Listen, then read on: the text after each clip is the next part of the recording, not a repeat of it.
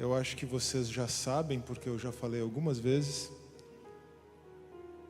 que é uma alegria muito grande para mim poder estar aqui compartilhando a palavra de Deus com vocês. Eu realmente sou muito grato ao Senhor, ao pastor Marco, pelo convite, pela parceria, e a essa igreja. Sou grato a cada um de vocês que deixa a sua casa na quinta-feira para estarmos juntos aqui refletindo sobre a palavra de Deus.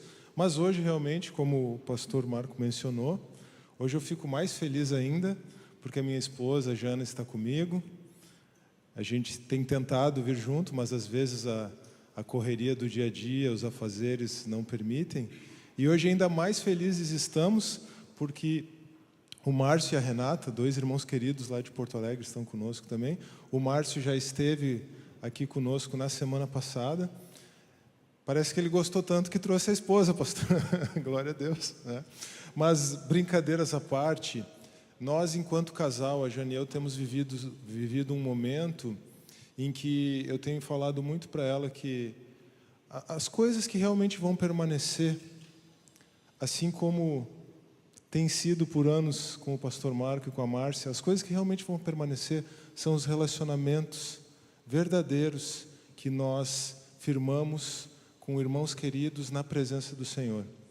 E nós temos falado sobre isso, eu tenho enfatizado isso bastante, e o Senhor então nos presenteou recentemente com esse casal de irmãos queridos. Eu tenho dito isso para o Márcio também, e o Márcio há algumas semanas já disse: Carlos, eu gostaria que a gente estivesse caminhando mais junto.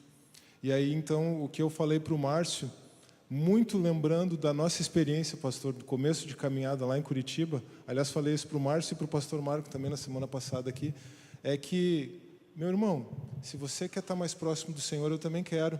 Então vamos estar juntos nessa caminhada, nos auxiliando a estarmos mais perto de Jesus.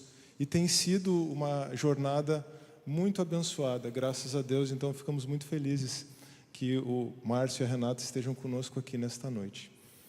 Pronto, apresentei como o pastor Marco pediu, mas não foi simplesmente pelo encargo de apresentar. Realmente são palavras que vêm do coração. Gostaria de iniciar a nossa reflexão sobre a palavra de Deus nesta noite, pedindo desculpa, mais uma vez. Semana passada eu tive que pedir desculpa pela irreverência, né, Dudu? Começamos com o "tá chovendo hambúrguer" aqui. Talvez alguém não tenha gostado, tenha achado irreverência demais, pastor, eu ter começado com referência a uma animação. Então, quem sabe se eu começo hoje, nesta noite, com um quebra-cabeça filosófico. Talvez, em vez de quebra-cabeça, seja melhor dizer beco sem saída. Quem sabe começamos com um beco sem saída filosófico. Tudo é relativo. Eis o único princípio absoluto. Uma frase do filósofo, se é que eu posso chamar assim, francês Auguste Comte, ou aportuguesando Augusto Comte. Esse homem é o pai do positivismo lógico ou do positivismo filosófico.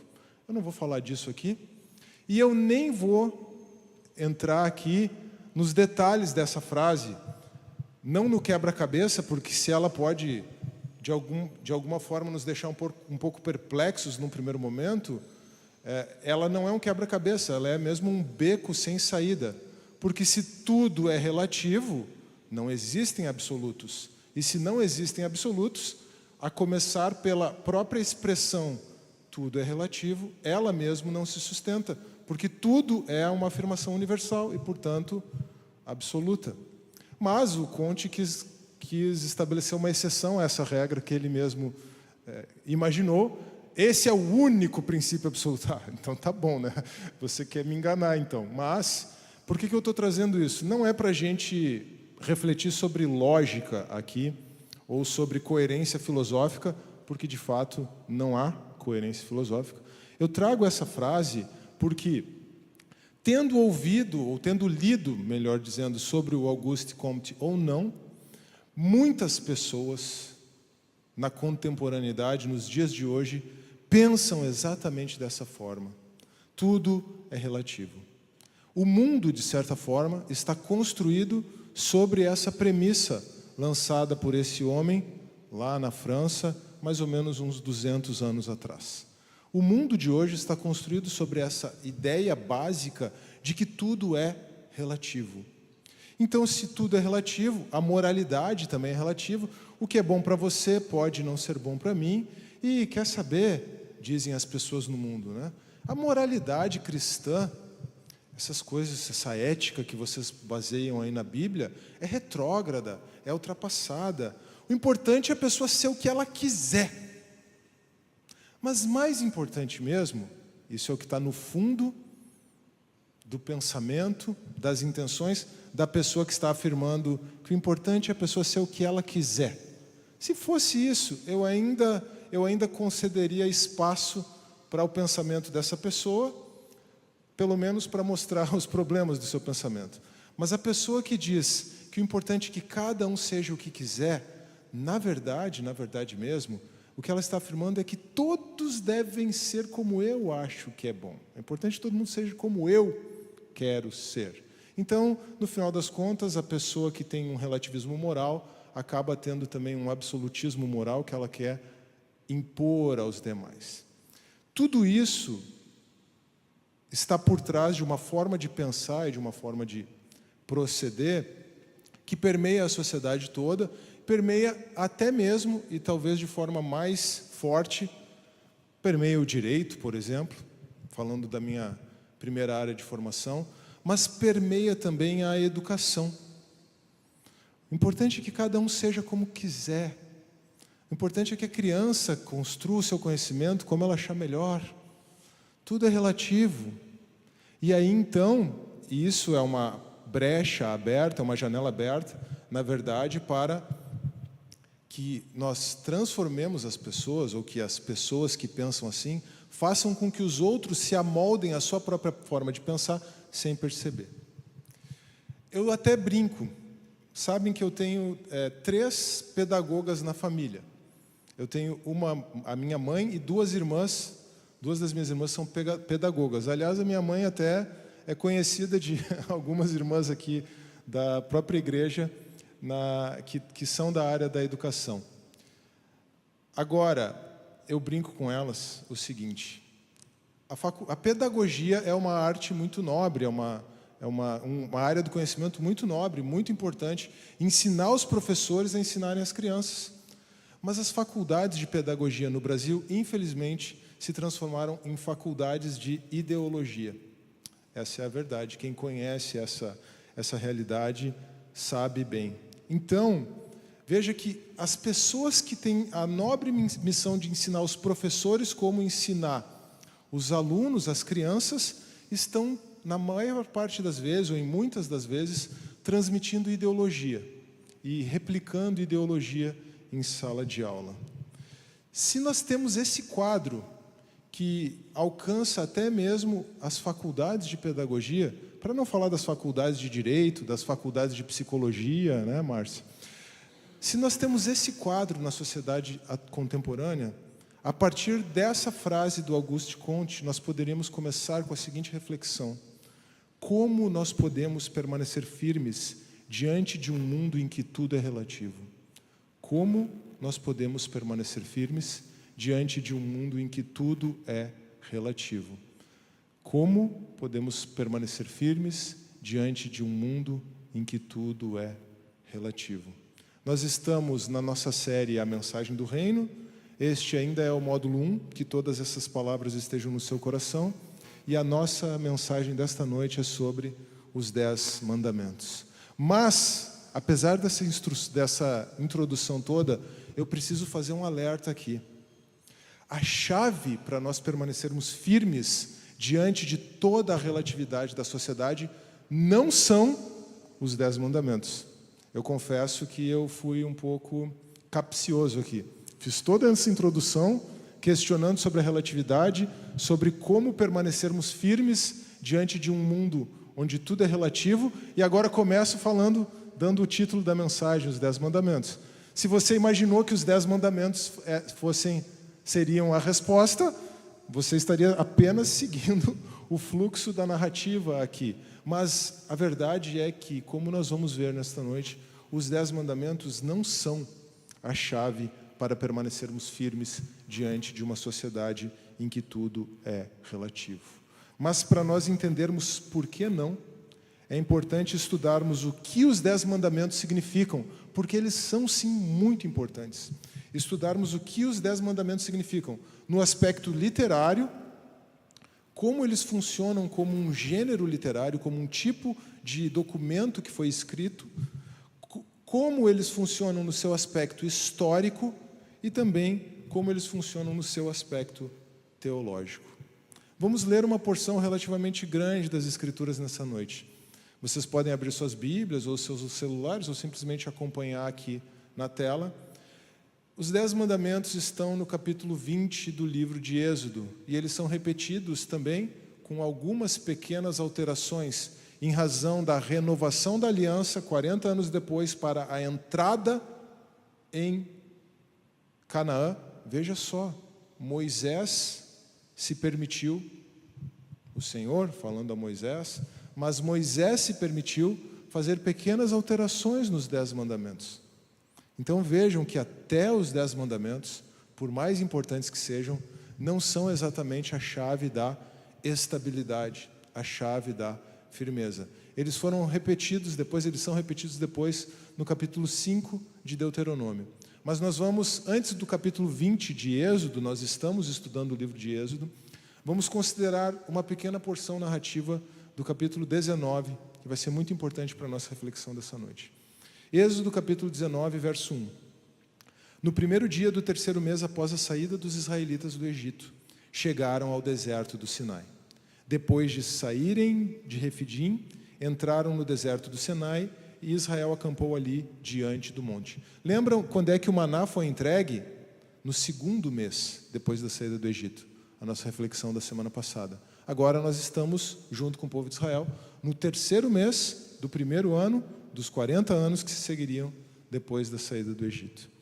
Verso 3. Logo, Moisés subiu ao monte, o Monte Sinai, o mesmo monte no qual Moisés teve a visão da sarça ardente. Logo, Moisés subiu ao monte para encontrar-se com Deus, e o Senhor o chamou do monte, dizendo: diga o seguinte aos descendentes de Jacó e declare aos israelitas: vocês viram o que fiz ao Egito e como transportei vocês sobre asas de águia e os trouxe para junto de mim. Gente, essa introdução é muito importante. O Êxodo é a base de toda a história de Israel que se segue e, de certa forma, é a base da nossa história como igreja também. Verso 5. Agora, se me obedecerem fielmente e guardarem a minha aliança, vocês serão o meu tesouro especial entre todas as nações. Embora toda a terra seja minha, vocês serão para mim um reino de sacerdotes e uma nação santa. Reino de sacerdotes e nação santa. Estas são as palavras que você dirá aos israelitas. Vejam que antes dos 10 mandamentos tem esse projeto, esse plano de Deus. Fazer de Israel um reino de sacerdotes e uma nação santa. Moisés voltou, convocou as autoridades do povo e lhes expôs todas as palavras que o Senhor havia ordenado que ele falasse. O povo todo respondeu unânime: faremos tudo o que o Senhor ordenou. Antes fosse. Mas, tudo bem. Moisés levou ao Senhor a resposta do povo. Agora podemos ir para o verso 20. Tem toda uma descrição cinematográfica, embora o cinema obviamente não existisse ainda. Tem toda uma descrição cinematográfica do monte, quando Moisés subiu, antes da entrega dos 10 mandamentos. Mas isso vai aparecer de novo no capítulo 20, então vamos pular a leitura dessa parte. Êxodo capítulo 20. Deus falou todas estas palavras. Todas estas palavras. Eu sou o Senhor, o seu Deus, que o tirou do Egito, da casa da escravidão. Não tenha outros deuses além de mim. Não faça para você nenhum ídolo na forma de qualquer coisa no céu, na terra ou nas águas debaixo da terra. Não se prostre diante deles. Será que o slide está repetido aí também? Porque no meu roteiro está. Não. Não se prostre diante deles, nem lhes preste culto. Porque eu, o Senhor, o seu Deus, sou o Deus zeloso, que castiga os filhos pelo pecado dos pais até a 3ª e a 4ª geração daqueles que me odeiam, mas trato com amor leal até 1000 gerações os que me amam e obedecem aos meus mandamentos. Não tome o nome do Senhor, o seu Deus, em vão, pois o Senhor não deixará impune quem tomar o seu nome em vão. Lembre-se do dia de sábado para santificá-lo. Trabalhe 6 dias, verso 9, trabalhe 6 dias e neles faça todos os seus trabalhos. Mas o 7º dia é um sábado para o Senhor, o seu Deus. Nesse dia não faça trabalho algum, nem você, nem o seu filho, nem a sua filha, nem o seu servo, nem a sua serva, nem os seus animais, nem os estrangeiros residentes nas suas cidades. Porque em 6 dias o Senhor fez os céus e a terra, o mar e tudo que neles há. Mas no 7º dia descansou. Por isso o Senhor abençoou o dia de sábado e o santificou. Em Deuteronômio 5, o Senhor diz o seguinte: não trabalhe no 7º dia, porque você foi escravo na terra do Egito. O fundamento da guarda do sábado em Êxodo 20 é o próprio descanso do Senhor na criação, muito mais um descanso para nós, algo a ser ensinado para nós do que uma necessidade do Senhor. Mas em Deuteronômio 5, depois dos 40 anos no deserto, Moisés diz: porque vocês foram escravos na terra do Egito, então descansem no 7º dia. Honre o seu pai e a sua mãe, a fim de que você tenha vida longa na terra que o Senhor, o seu Deus, lhe dá. Não assassine, não adultere, não furte, não dê falso testemunho contra o seu próximo, não cobice a casa do seu próximo, não cobice a mulher do seu próximo, nem o seu servo, nem a sua serva, nem o seu boi, nem o seu jumento, nem coisa alguma que pertence ao seu próximo. Ufa, bastante não, bastante nem, mas é assim mesmo. Não perca o fôlego. Vendo-se o povo diante dos trovões e dos relâmpagos, aquela cena cinematográfica diante do monte, e do som da trombeta e do monte fumegante, todos tremeram de medo. Ficaram à distância e disseram a Moisés: talvez a frase mais triste de todo o Antigo Testamento. Anote aí. Talvez a segunda parte do verso 19 seja a frase mais triste de todo o Antigo Testamento. Seja o episódio mais triste, muito mais triste do que o episódio do bezerro de ouro, que veremos em algumas semanas. Fala tu conosco e ouviremos. Moisés, disseram a Moisés, fala tu conosco e ouviremos, mas que Deus não fale diretamente conosco, para que não morramos. Aqui o povo rejeitou o plano de Deus, o projeto de Deus, de constituí-los um reino de sacerdotes e uma nação santa. Porque o sacerdote está na presença de Deus para ouvi-lo.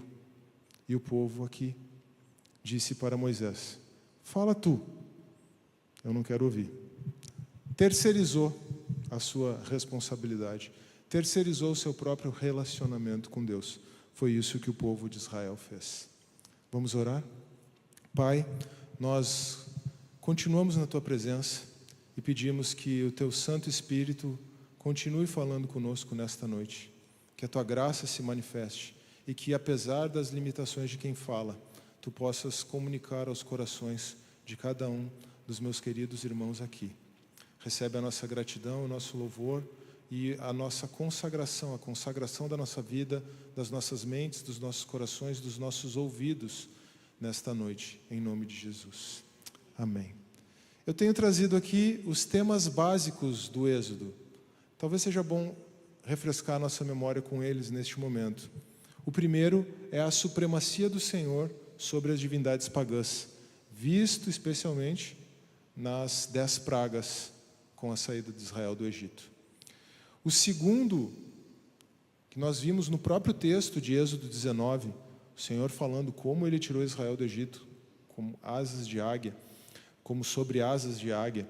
Então, o segundo, o Êxodo como acontecimento da redenção de Israel, como a base para tudo o que se segue na história desse povo. Agora, esse terceiro tema é o que mais toca com a nossa mensagem desta noite. A lei como constituição religiosa e social para Israel. E o quarto tema, o tema da mensagem da semana que vem, que vai estar imperdível, você não pode perder essa mensagem da semana que vem, a presença de Deus simbolizada pelo tabernáculo. Mas nós começamos com a seguinte pergunta: Como podemos permanecer firmes diante de um mundo em que tudo é relativo? E talvez eu já tenha dedicado, com Auguste Comte, com a filosofia e com a pedagogia contemporânea, mas eu poderia ter falado da filosofia também, talvez eu já tenha dedicado a atenção suficiente a essa pergunta, a essa necessidade contemporânea. A necessidade diante do texto que nós temos, diante do projeto que Deus apresenta a Israel, antes mesmo de entregar os 10 mandamentos, e, portanto, antes mesmo de entregar toda a lei, como constituição social e jurídica de Israel, a pergunta que se coloca diante do texto é: como Israel pode ser um reino de sacerdotes e uma nação santa? Como Israel pode ser um reino de sacerdotes e uma nação santa? Esta agora é a primeira página. Precisa virar a página aí, Camille, por favor. Como podemos permanecer firmes diante de um mundo tão em que tudo é relativo? Foi a nossa reflexão para introduzir.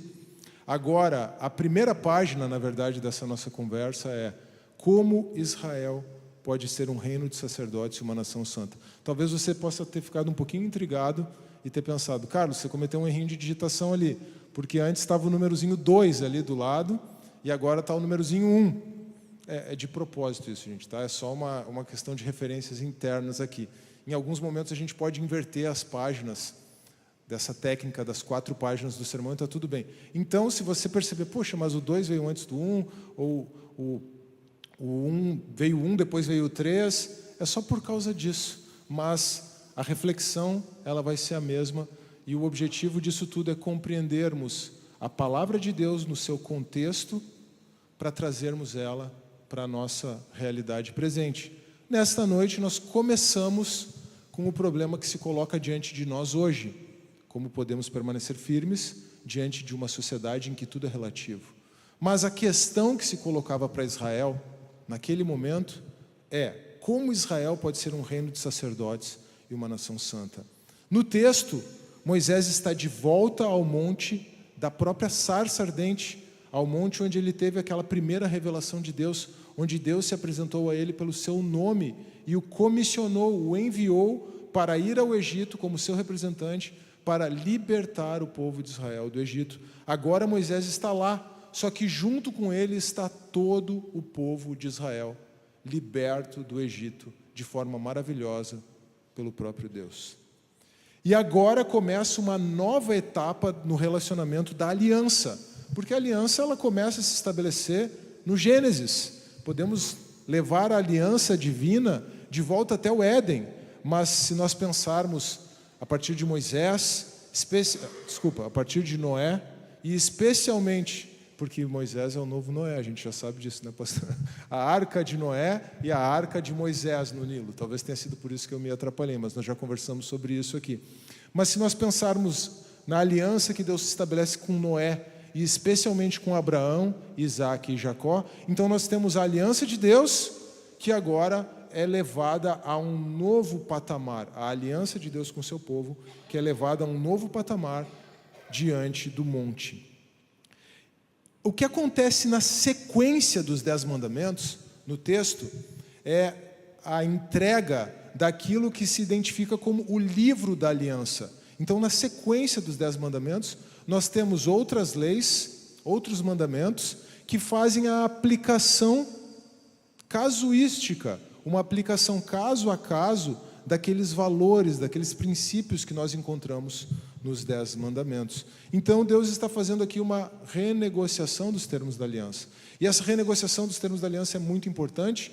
Renegociação é com ele mesmo, tá? Não é com o povo. O povo não tinha poder, ele está remodelando, talvez seja melhor dizer, os termos da aliança. O povo não tinha poder de barganha, obviamente. Você não pode barganhar com Deus.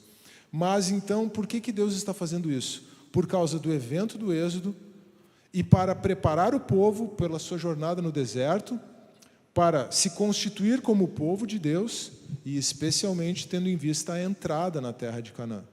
A jornada do Egito até a terra de Canaã poderia ter sido muito curta. A terra de Canaã era boa, mas o coração do povo não. E por causa da dureza do coração do povo, aquela jornada durou 40 anos. Nós ainda vamos ver isso na sequência. Esse vai ser o tema ou o título da nossa mensagem, da nossa reflexão sobre o livro de Números. A terra era boa, mas o coração do povo não. Por causa da dureza do coração do povo, essa jornada, que poderia ter sido curta, poucos dias, poucas semanas, ela levou 40 anos. Ao final dos 40 anos, Deus precisa, de certa forma, remodelar também, e aí nós temos Deuteronômio. Ele precisa remodelar os termos da aliança, agora tendo em vista a entrada na Terra Prometida. Mas vejam, o que acontece é que Deus é soberano. Ele é soberano para remodelar, para repactuar. E o principal ponto desses novos termos da aliança, dessa nova etapa da aliança de Deus, é que Deus tinha o desejo de constituir o povo de Israel como uma nação santa e um reino de sacerdotes. Nação santa e reino de sacerdotes. Vejam, aqui em Êxodo 20 agora, falando em termos de Êxodo 20, é muito interessante, os estudiosos do Antigo Testamento percebem, notam em Êxodo 20, notam que Êxodo 20, e a lei em geral, a Torá em geral, porque isso se repete em Deuteronômio, por exemplo, mas a Torá em geral e Êxodo 20 assume o formato de um pacto de suzerania ou um pacto de vassalagem do Antigo Oriente Próximo. Então é bem importante eu falar um pouquinho para vocês sobre esse aspecto histórico, esse aspecto cultural, esse aspecto até jurídico, político, que era o formato dos pactos de suzerania no Antigo Oriente Próximo. Aqui nós estamos falando de uma nação que tem o seu rei, esse rei é um suzerano, e esse rei, então, exerce uma influência tão grande sobre outras nações e sobre outros reis, às vezes por uma vitória militar, outras vezes simplesmente por uma adesão, que aquela outra nação e aquele outro rei se tornam, então, vassalos desse rei suzerano, da nação mais forte. Deus aqui é o suzerano, e o povo de Israel é o seu povo vassalo, nessa perspectiva. Mas o que nós identificamos nesses pactos de suzerania do Antigo Oriente Próximo? E nós também vemos no Êxodo, nós também vemos em Êxodo 20, aqui exatamente no contexto dos 10 mandamentos. Um preâmbulo em que o Senhor, o suzerano, é identificado. Você percebe como é que começa Êxodo 20? Eu sou o Senhor. Eu que tirei vocês da terra do Egito.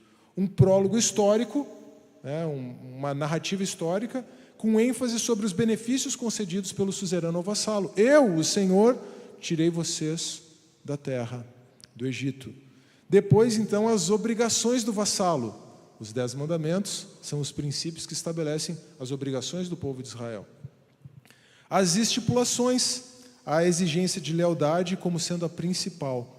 E aqui tem algo muito importante.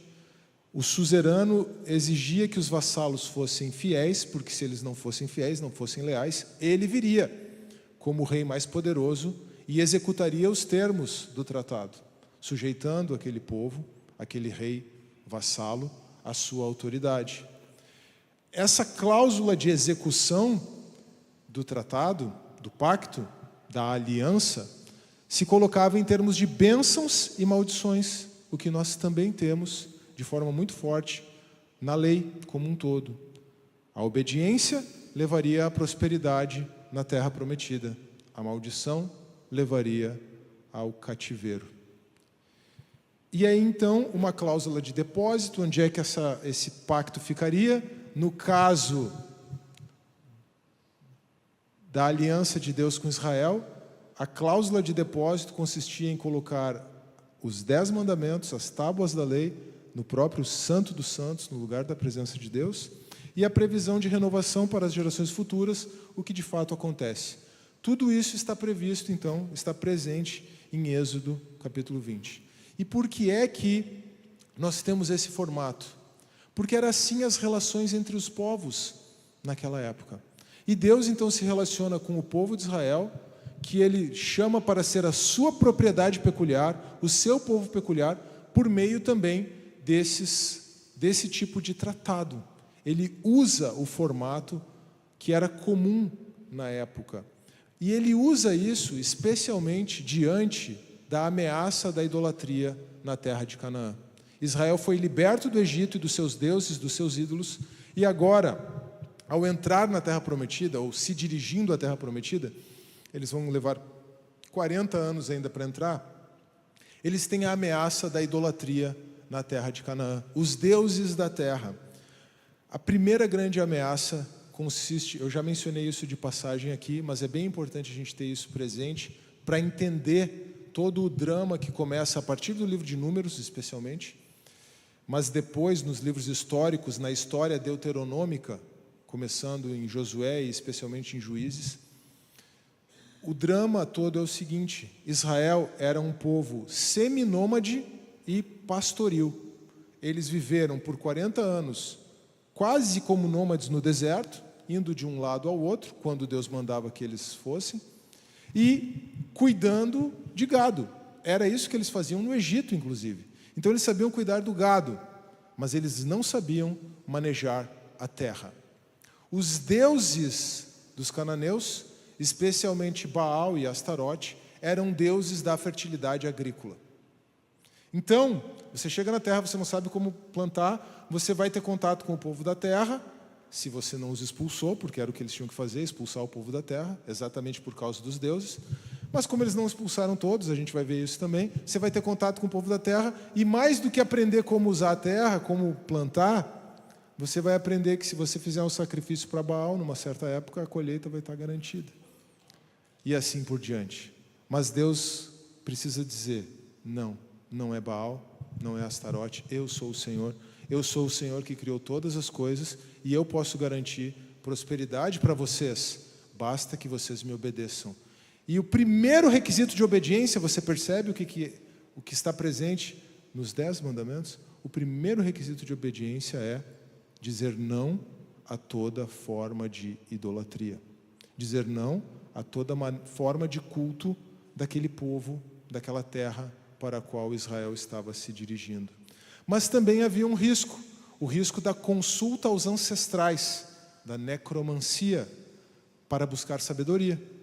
Vejam, isso era algo muito comum também na antiguidade, de certa forma permanece presente até hoje. As pessoas vão buscar a sabedoria como? Com os antigos. É claro que existe uma sabedoria que está presente, que passa de geração para geração, a tradição, isso está tudo muito certo. Mas achar que você vai consultar alguém depois da morte para obter sabedoria daquela pessoa é uma abominação. É o que o Senhor diz, é o que a palavra de Deus diz. Então, temer a Deus é o princípio da sabedoria, não consultar os mortos. Essa era uma prática muito comum que a idolatria dos cananeus incentivava. E, por fim, a estátua, as próprias estátuas, os ídolos de madeira ou de pedra, como representação de um Deus irreal.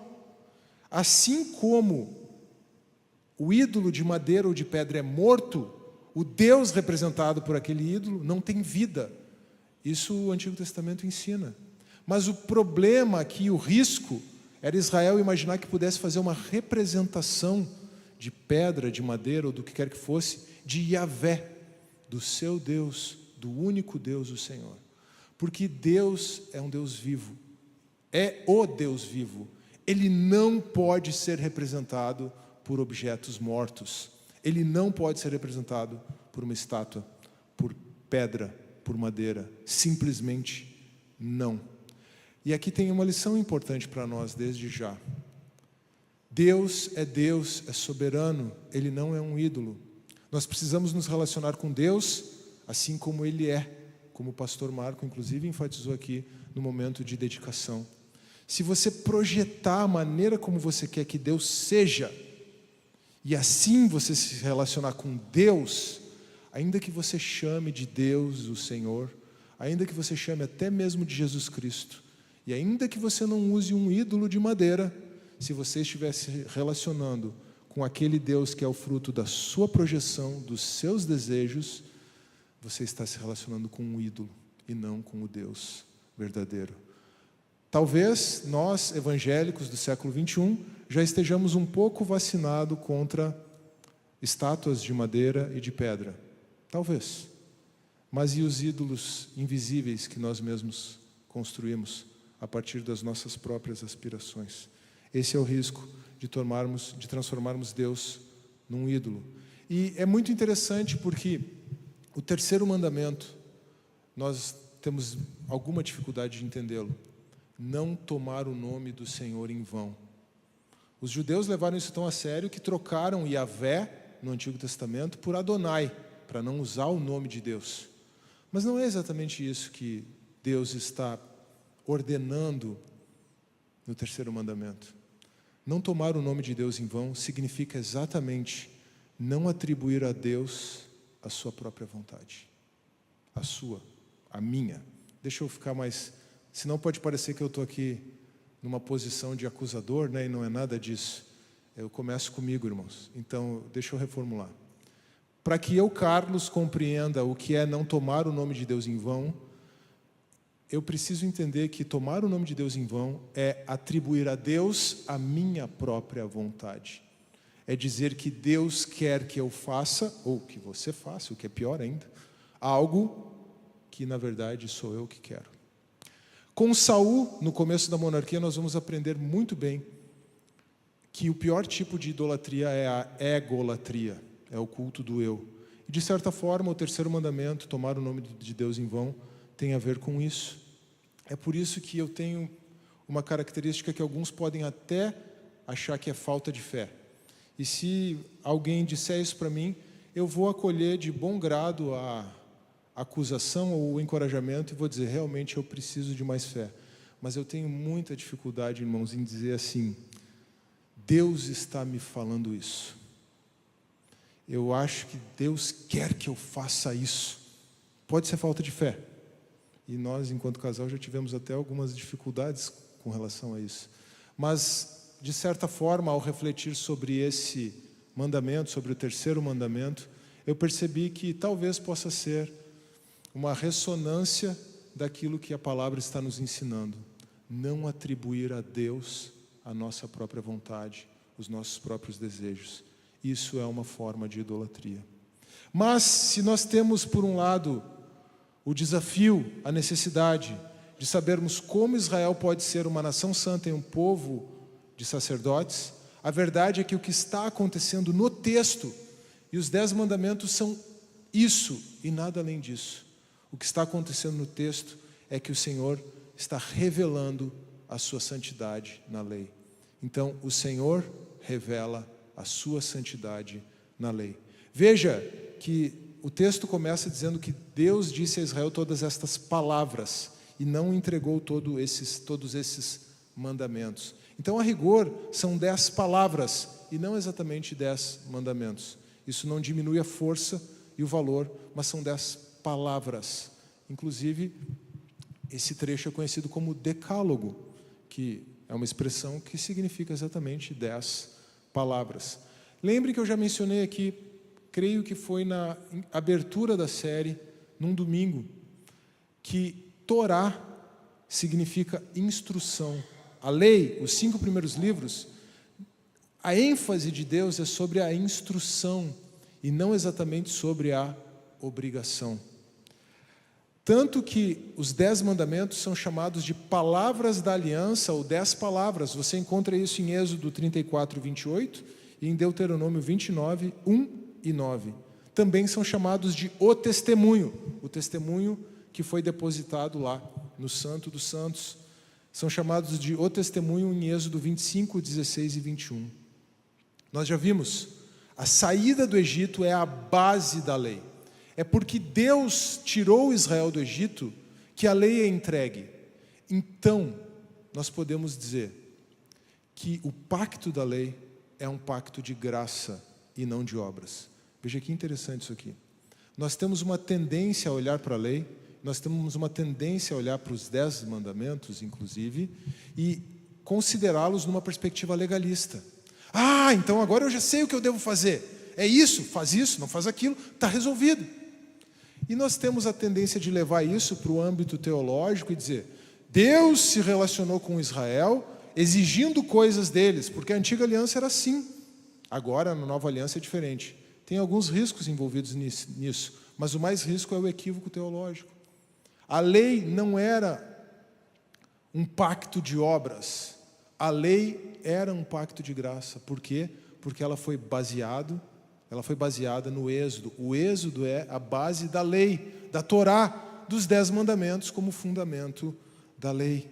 Então veja, cuidado, nós é que temos uma tendência de olhar para a lei de forma legalista. Eu até lembro de uma pessoa muito próxima de nós, não vou dizer quem para preservar, mas que nós não acreditávamos que aquela pessoa pudesse se converter ao Senhor. Pense em alguém com uma vida totalmente desregrada, pense em alguém relativista aos moldes do Auguste Comte, e daqui a pouco aquele sujeito se converteu, ou teve uma experiência com Deus, até hoje a gente não sabe, né, querida? Ele se converteu, ou teve uma experiência com Deus, ou começou a ir na igreja, e aí, pastor, quando ele começou a ir na igreja, ele disse assim, eu vou pegar os 10 mandamentos e vou emoldurar e vou colocar na parede da minha sala. Eu não quis desanimar, né? Não quis dizer, não faz isso, né? Não são os 10 mandamentos, é Jesus. Não quis, assim, desanimá-lo de querer obedecer a Deus e tal, mas eu fui conversando, não demovi ele da ideia, no fim ele não fez isso, mas eu fui conversando com ele, tentando colocar o foco no lugar certo. A gente tem essa tendência, nós temos essa tendência legalista está em nós, ela estava no povo de Israel. O povo de Israel passou a se relacionar com a lei de uma forma legalista, mas nós não podemos dizer que a lei é assim. Nós temos aqui as 2 tábuas da aliança, e alguns entendem as 2 tábuas da seguinte maneira: tem a primeira tábua que fala da relação do homem com Deus, e tem a segunda tábua que fala da relação do homem um com o outro, né, da relação dos seres humanos uns com os outros.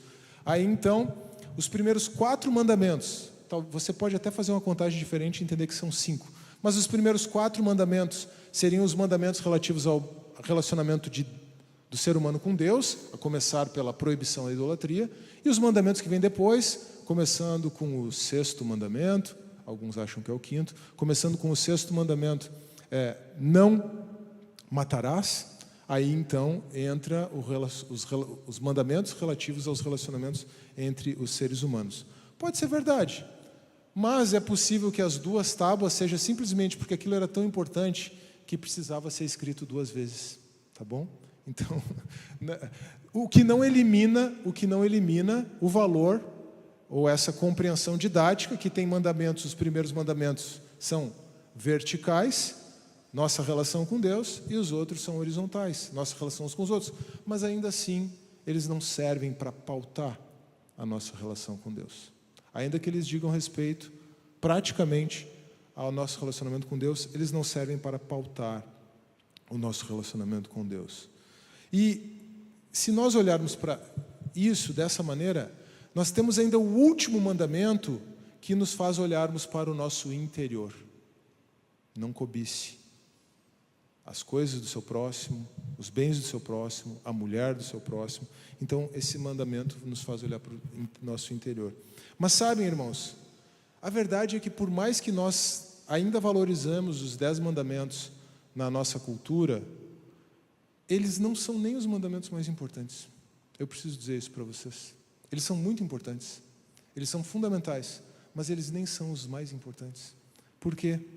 Porque se você for para o Novo Testamento e você perguntar para Jesus quais são os mandamentos mais importantes da lei, ele vai dizer que é um que está lá em Deuteronômio 6:5 e outro que está lá em Levítico 19:18.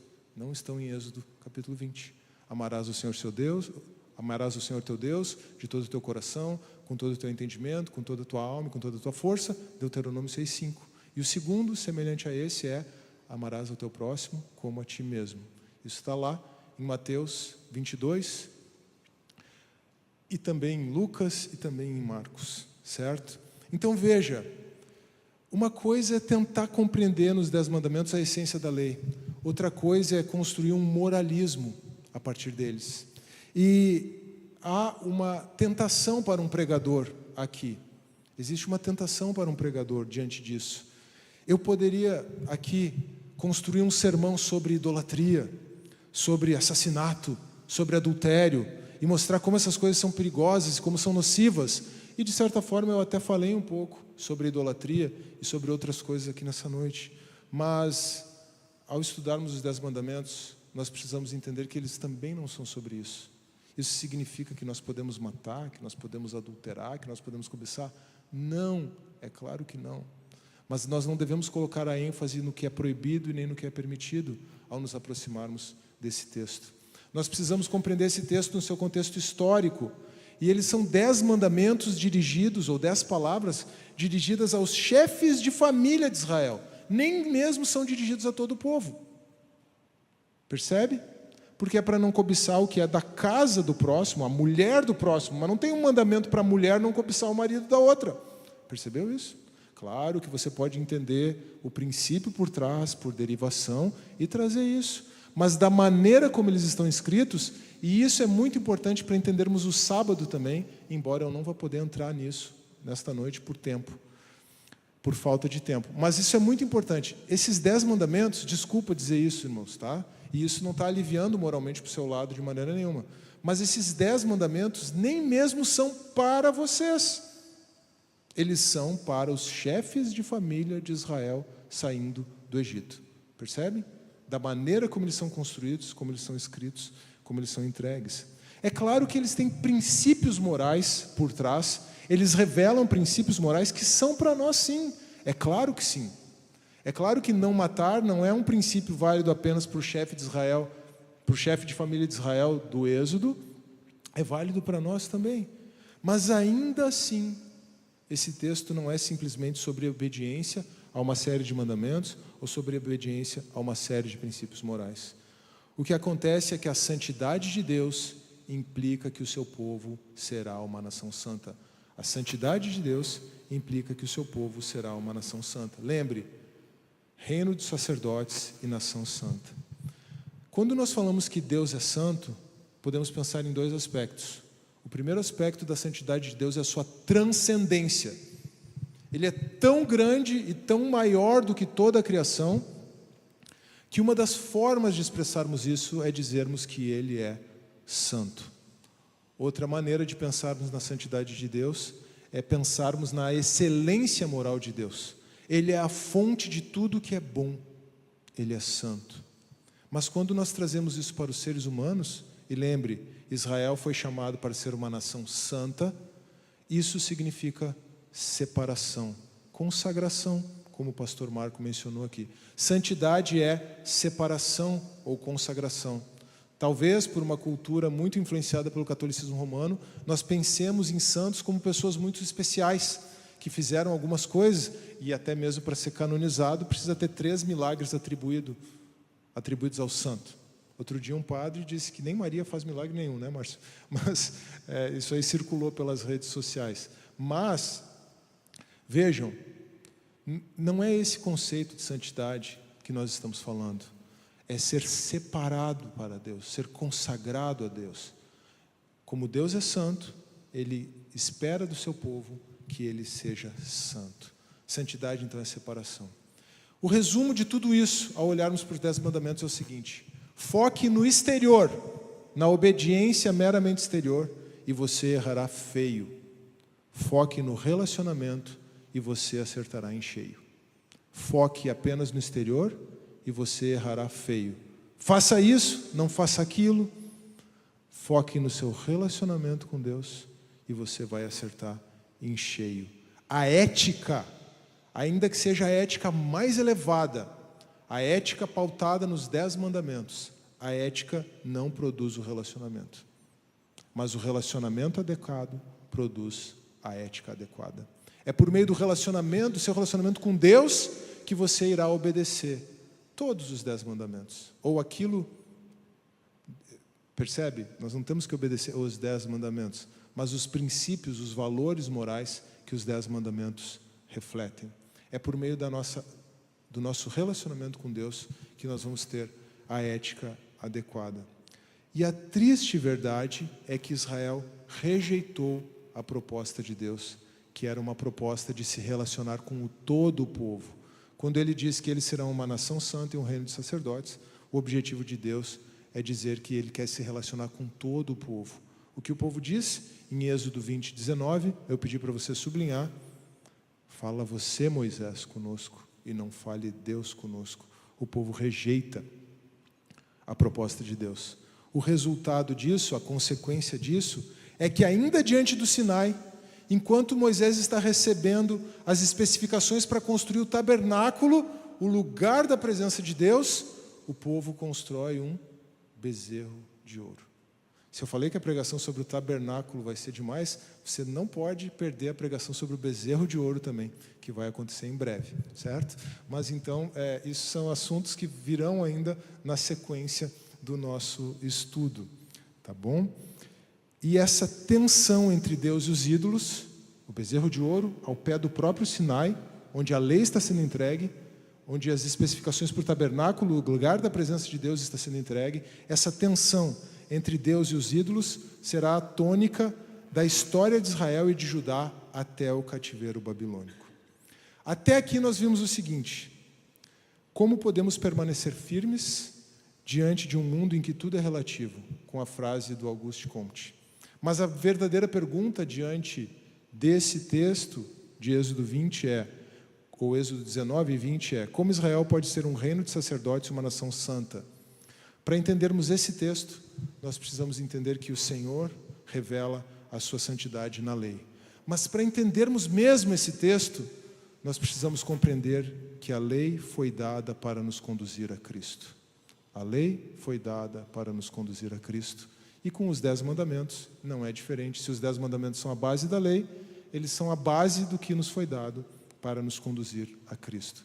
Só relembrando, foque no exterior e você errará feio.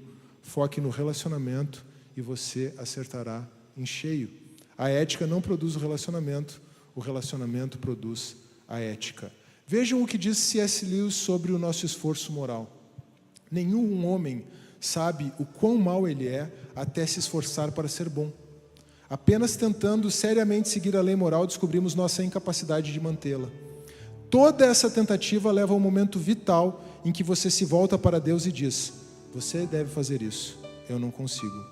Um esforço moral sério é a única coisa que o levará ao ponto em que você joga a toalha. A fé em Cristo é a única coisa que o salvará do desespero nesse ponto. É dessa fé dessa fé nele, boas ações devem inevitavelmente surgir. Eu falei um pouco contra o legalismo aqui, e pode parecer que eu tenha algum problema com o esforço moral. Eu não tenho nenhum problema com o esforço moral, porque o seu esforço moral, assim como o meu esforço moral, tem um papel muito importante, o papel de mostrar para você que você é realmente incapaz, que você não é capaz de viver em santidade e que você precisa desesperadamente de Cristo, assim como eu. O nosso esforço moral ele é importante para nós entendermos que nós não podemos fazer por nós mesmos, pelos nossos próprios méritos, e nós precisamos de Jesus, precisamos da cruz de Cristo, e apenas no poder da sua ressurreição é que nós podemos viver uma vida de santidade, uma vida que agrada a Deus. Paulo escreve em Gálatas 3:24 que a lei foi o nosso pedagogo. Fiz questão de usar a palavra mais próxima do original. A tradução é aio ou tutor, mas a lei foi o nosso pedagogo até a chegada de Cristo, para que fôssemos justificados pela fé. A lei foi o nosso pedagogo até Cristo, para que fôssemos justificados pela fé em Cristo e não pelos nossos esforços próprios. A palavra paidagogos, do grego, transliterada fica pedagogo, essa palavra significa aio, tutor, um escravo ou liberto que conduzia um menino à escola, ida e volta, e às vezes superintendia seu procedimento, mesmo na escola, e era responsável especialmente pelo seu caráter até a sua maioridade, gozando de posição de estima no lar e de domínio sobre o menino durante toda a sua menoridade para a sua disciplina. Então, irmãos, o que nós temos é que a lei, o papel da lei, o papel dos 10 mandamentos é servir como aquele escravo que vai conter Israel, que vai disciplinar Israel, que vai dizer para Israel o que fazer, até que chegasse Cristo. E se nós vamos olhar para a lei, para os 10 mandamentos, nós precisamos olhar para ele dessa forma, dessa maneira, como um pedagogo. Não um pedagogo que vai nos ensinar ideologia em vez de pedagogia, mas um pedagogo que vai nos conduzir a Cristo. Ao lermos Êxodo capítulo 19, é natural lembrarmos de 1 Pedro capítulo 2, verso 9. Deus chamou Israel para ser uma nação santa e um reino de sacerdotes. Agora Pedro está se dirigindo à igreja, a nós. Vocês, porém, são geração eleita, reino de sacerdotes, nação santa, povo que pertence a Deus. Veja o eco de Êxodo 19 aqui. Para anunciar as grandezas daquele que os chamou das trevas para a sua maravilhosa luz. Em Cristo, e somente em Cristo, o plano de Deus que foi rejeitado por Israel ao pé do Monte Sinai se cumpre. E aí nós somos incluídos nesse povo sacerdotal, nessa nação santa. Parafraseando Hebreus 12, nós estamos diante do Sinai, mas do verdadeiro Sinai. Ou melhor, nós não estamos diante do Sinai. Nós não estamos diante do Sinai, mas diante do Monte Sião. E não do Monte Sião em Jerusalém, mas do Monte Sião celestial, da Jerusalém celestial. Nós somos a igreja do Deus vivo por causa da nova aliança que é mediada pelo sangue de Jesus. Isso está lá no final do capítulo 12 da carta aos Hebreus. Nós estamos falando daquele que nos ama e que com o seu sangue nos libertou dos pecados e nos constituiu reino e sacerdotes para o nosso Deus e Pai. A Ele seja dada toda a glória, como João escreve em Apocalipse, capítulo 1, versos 5 e 6. Nós somos chamados em Cristo a ser nação santa e povo de propriedade exclusiva de Deus. O nosso testemunho, baseado nas nossas ações morais, é consequência do nosso relacionamento. Não é o nosso testemunho, não são as nossas ações morais que vão produzir o nosso relacionamento com Deus. É o nosso relacionamento com Deus, como povo sacerdotal, que nos leva à prática de boas obras e que nos leva a dar um bom testemunho sobre essa terra. Então, recapitulando tudo que nós vimos nesta noite, como podemos permanecer firmes diante de um mundo em que tudo é relativo? Como Israel pode ser um reino de sacerdotes e uma nação santa? Porque o Senhor revela a sua santidade na lei. Mas, para Israel e para nós hoje, diante da relatividade do mundo, a lei foi dada para nos conduzir a Cristo. Apenas em Cristo é que nós podemos ter firmeza em meio à relatividade. Não pelo absoluto da lei moral, ainda que a lei moral seja absoluta. Você não pode dobrar um princípio da lei. Você não pode retirar um tio ou uma vírgula da lei. Mas a nossa firmeza diante de um mundo em que tudo é relativo não é dada pelo absoluto da lei moral, mas por um relacionamento com aquele que é o autor e o cumprimento da lei, Cristo Jesus. Aquele que revela o Deus absoluto, autor da lei, a nós. Vamos nos colocar de pé, vamos cantar e vamos encerrar orando. Nós te agradecemos pela tua bondade, porque foi por tua bondade, foi por tua graça que tu retiraste o povo de Israel do Egito, que tu libertaste o povo de Israel do Egito, e por essa mesma bondade, por essa mesma graça, tu entregaste a lei. Mas por amor, por graça, por bondade, tu nos resgataste, tu nos livraste dos nossos pecados em Cristo Jesus. E a partir de um relacionamento contigo, é que nós podemos atender aos altos padrões de santidade da tua palavra. Não pelo nosso esforço próprio, não por alguma bondade que age em nós, mas pela tua graça e pelo agir do teu Espírito Santo em nós. Recebe a nossa gratidão nessa noite, porque sozinhos não seríamos capazes, mas como a tua bondade nos cerca e nos conduz e nos guia até o fim, nós podemos, Deus, viver contigo e te obedecer somente pela tua graça. É disso que a lei nos lembra, da nossa incapacidade moral, mas da capacidade plena e completa, da total suficiência que nós temos em Cristo Jesus. Recebe a nossa gratidão, em nome de Jesus. Amém.